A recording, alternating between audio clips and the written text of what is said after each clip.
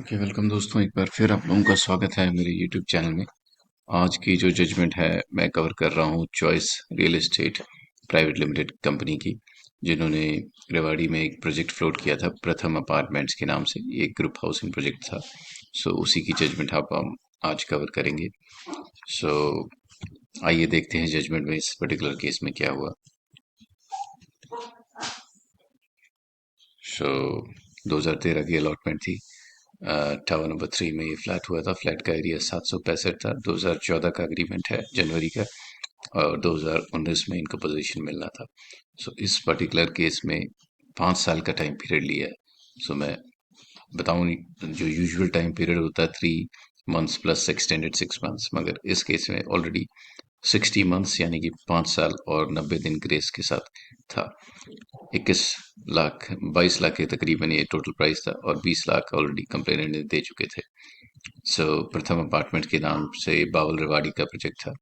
यहाँ पे रिस्पोंडेंट्स ने अलॉटमेंट हुई थी उनको 5th फ्लोर टावर की 2013 में, जो बाद में रिड्यूस करके 765 स्क्वायर फीट की कर दी गई।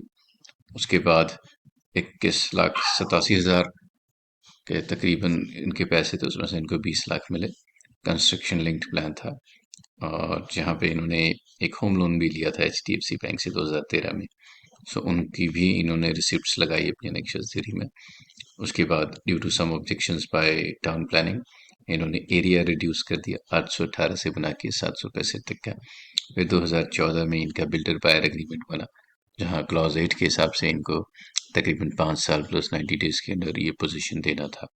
मगर अप्रैल 2019 में जब ग्रेस पीरियड भी खत्म हो गया, तब भी इनको पोजीशन नहीं मिला।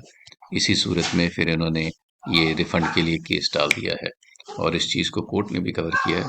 यूजुअल 2 से 3 साल होते हैं इस पीरियड में। उसके बाद भी अ, इनको यहाँ कंप्लेंट का जो पोजीशन है दिया नहीं गया। सो आज जब ये कंप्लेंट फाइल हुई है, 10 साल हो चुके हैं, फिर भी इसमें कोई पोजीशन की गुंजाइश नहीं है। सो बाकी विजिटिंग इंस्पेक्शन रिपोर्ट्स भी है टावर नंबर 3 की, वो अंडर कंस्ट्रक्शन है और इनहेबिटेबल है, यानी कि उसका अब कुछ भी नहीं हो सकता, क्योंकि इट्स अ पेंडिंग प्रोजेक्ट। फिर कोर्ट को अवगत कराया गया कि जो इन्होंने रेरा की वेबसाइट पे भी जो रजिस्ट्रेशन की प्रोजेक्ट की डाली है, उसमें ये सब कमियां इन्होंने ऑलरेडी मेंशन की है। आप देखेंगे स्क्रीन पे, water supply, electricity supply, playground, park, hospital, so काफ़ी कमियां हैं अभी प्रोजेक्ट में, कंप्लीट नहीं है प्रोजेक्ट। सो रेल अथॉरिटी को ये भी अपने नोटिस में आया है। ये तकरीबन 9 एकड़ के प्रोजेक्ट में से ओनली सिर्फ 7 एकड़ के करीब बना हुआ है, और बाकी जो 2 एकड़ के हैं तकरीबन, उसमें डेवलपमेंट अभी होनी बाकी है। सो इसीलिए इस कंप्लेंट में रिफंड मांगा गया कि जो इनका पैसा है ब्याज समेत इन्हें वापस कर दिया जाए। उसके बाद रिस्पोंडेंट पेश होते हैं, जो बिल्डर हैं चॉइस रियल एस्टेट, वो अपना जवाब देते हैं। वो अपना सारा दारोमदार डाल देते हैं NGT के ऑर्डर्स पे, जहाँ पे कंस्ट्रक्शन बंद थी। उसके बाद इनका एक्सक्यूज था कोरोना का, जो मार्च 2020 में आया था।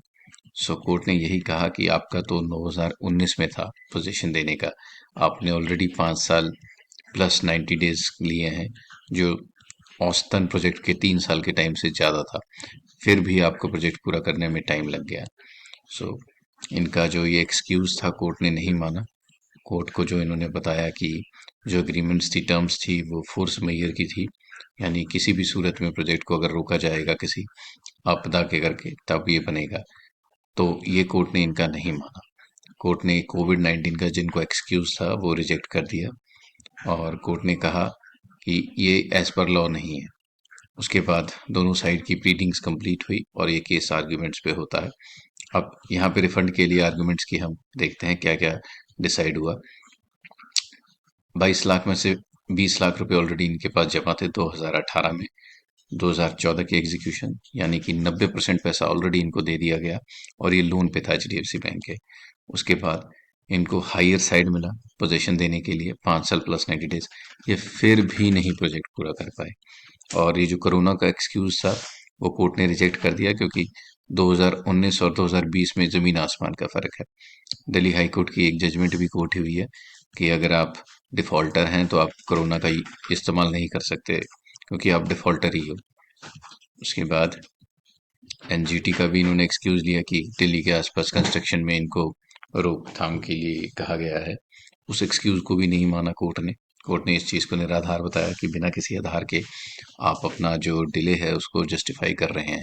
सो कोर्ट ने इस चीज़ को भी बिल्कुल रिजेक्ट किया है। और फिर सेक्शन 18 के हिसाब से, कंडीशन के हिसाब से, जहां कंप्लेनेंट को पोजीशन नहीं मिलता है, उसकी क्राइटेरिया कंडीशंस नहीं फुलफिल होती, सो ये उसको अनडिफेसिबल राइट दे देता है कि यस, अगर आप नहीं रुकना चाहते प्रोजेक्ट में तो आप रिफंड लेके निकल सकते हैं।